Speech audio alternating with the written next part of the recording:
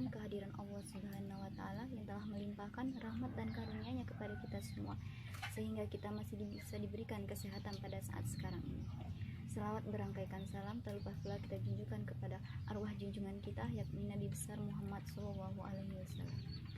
Saya tidak akan memperpanjang kata mukadimahnya, langsung saja kami akan menyampaikan hasil diskusi kami, yaitu analisis sistem informasi manufaktur dan produksi PT Argo Abadi.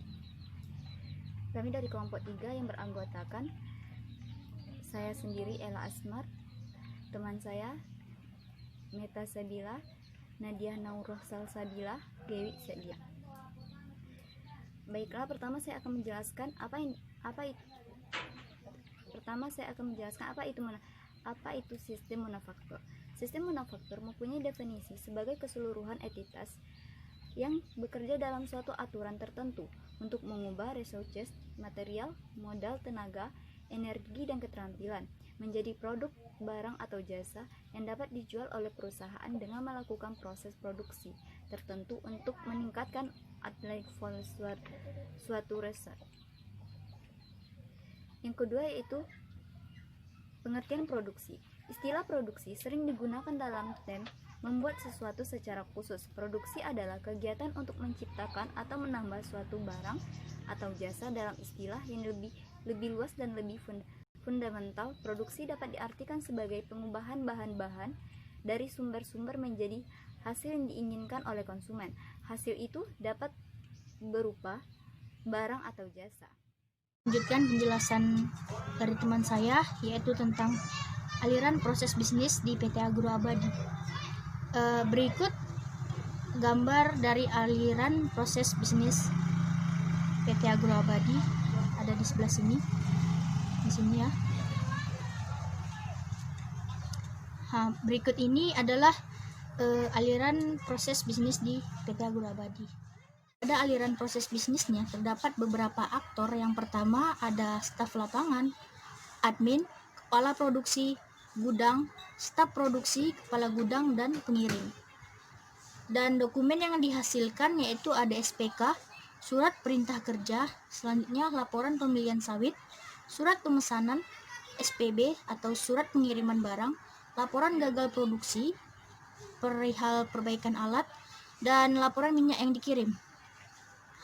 Dalam aliran proses bisnis ini dapat kita jelaskan bahwa PT ini pertama kali proses bisnisnya dilakukan oleh admin, yang mana admin mengeluarkan surat perintah kerja yang diterima oleh kepala produksi dan staf lapangan.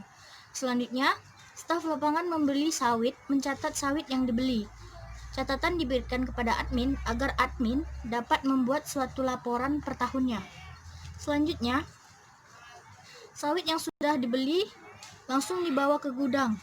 Kemudian kepala produksi melakukan pemeriksaan terhadap sawit-sawit yang telah dibeli, agar harus membedakan terlebih dahulu mana sawit yang layak diproduksi dan mana yang tidak. Selanjutnya, sawit-sawit tersebut disetujui dan layak untuk diproduksi. Staf produksi akan mulai memproduksinya menjadi minyak mentah. Jika terjadi suatu kendala saat memproduksi sawit, seperti alat produksi yang rusak atau kendala-kendala yang lainnya, gudang harus langsung melaporkan ke bagian admin. Dan admin akan langsung membuatkan laporan perihal alat yang rusak. Gudang harus langsung melaporkan kejadian itu kepada admin. Dan admin akan langsung merekap laporan itu per bulannya atau per tahunnya. Jika produksi minyak telah berhasil, maka selanjutnya minyak mentah tersebut dibawa ke gudang dan staf gudang memeriksa kesiapan produksi. Setelah itu, kepala gudang akan menyerahkan produksi dan SPB kepada pengirim, lalu membuat laporan. Kemudian pengirim akan segera melakukan pengiriman produksi dan admin membuatkan laporan rutin per bulan hasil pengiriman produksi tersebut. Jadi itulah tadi aliran proses bisnis yang terjadi pada PT Agro Abadi. Ya, selanjutnya akan dijelaskan oleh teman saya. Saya akan menjelaskan use case diagram dan kelas diagram yang digunakan sistem informasi, manufaktur, dan produksi pada PT Agro Abadi. Yang pertama ada use case diagram. Menurut Rosa dan Salahuddin, use case diagram merupakan pemodelan untuk behavior sistem informasi yang dikembangkan. Use case mendeskripsikan interaksi antara sekelompok proses dengan sekelompok aktor.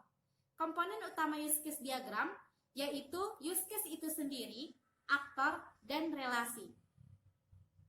Berikut adalah use case diagram sistem informasi pada PT Agro Abadi.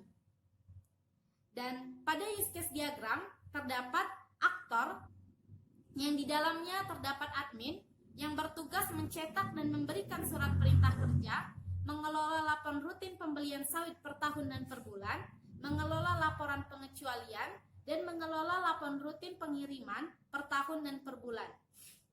Yang kedua ada staf lapangan, bertugas melakukan pembelian sawit. Yang ketiga ada kepala produksi, bertugas memeriksa kualitas sawit yang dibeli dan memberikan persetujuan untuk melakukan produksi. Yang keempat ada bagian gudang, membawa sawit yang telah dibeli ke gudang, memeriksa produk yang akan dikirim, dan memeriksa surat pemesanan barang. Yang kelima ada staf produksi, bertugas melakukan produksi minyak mentah, dan yang terakhir ada bagian pengiriman yang bertugas mengirim produk dan melaporkan hasil pengiriman kepada admin. Kemudian ada deskripsi use case yang mana di dalamnya terdapat login. Use case ini menggambarkan admin masuk ke dalam sistem. Kemudian kelola surat perintah kerja yang mana admin dapat mengelola surat perintah kerja, memberikannya kepada kepala produksi dan staf lapangan.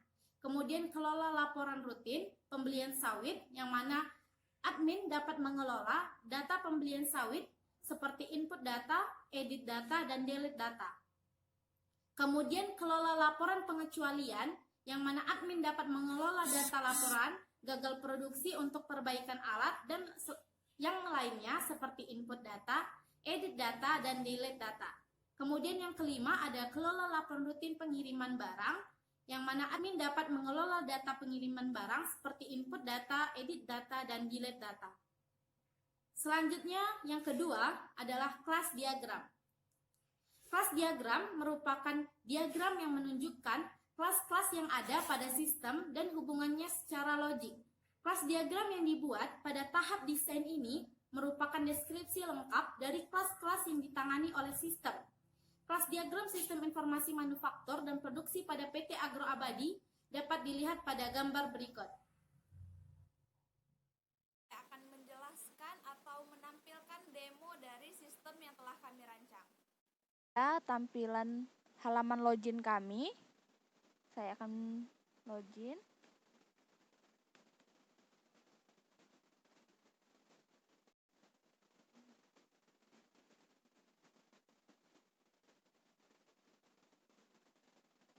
Nah, setelah login, akan muncul halaman pertama dari menu dashboard yang berisi tentang tanggal dan hari ini. Lalu ada kontak dari PT kami. Selanjutnya ada menu karyawan. Nah, menu karyawan ini berisi tentang data-data karyawan. Di menu karyawan ini kita mempunyai fitur tambah data, cari data, edit data, dan hapus data. Saya akan mencoba fitur dari tambah data.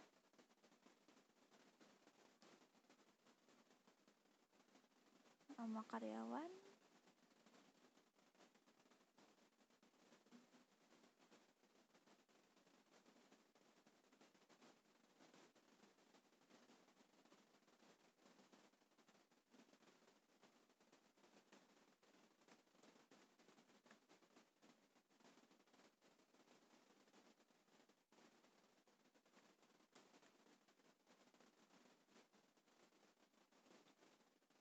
Simpan datanya.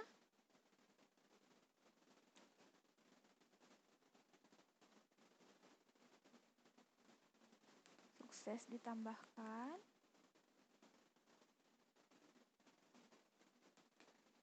Lalu saya akan mencoba mencari data. Ini dia muncul. Selanjutnya saya akan mencoba fitur menghapus datanya.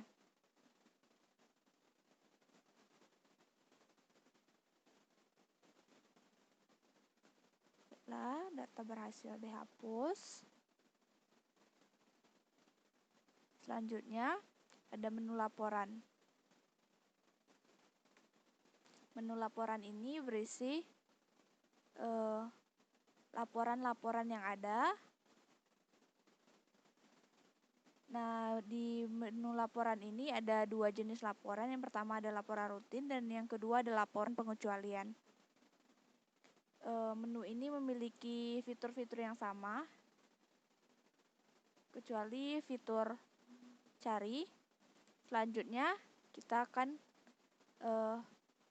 mencoba mengubah profil dari administrator ini.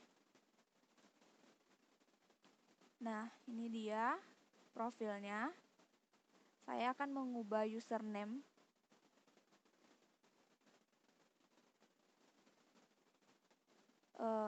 Untuk password akan saya biarkan kosong, berarti passwordnya tidak akan saya ganti.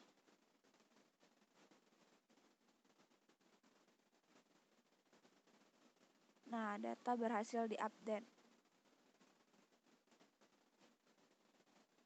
Nah, username-nya sudah berganti. Baiklah, sekian demo dari sistem kami.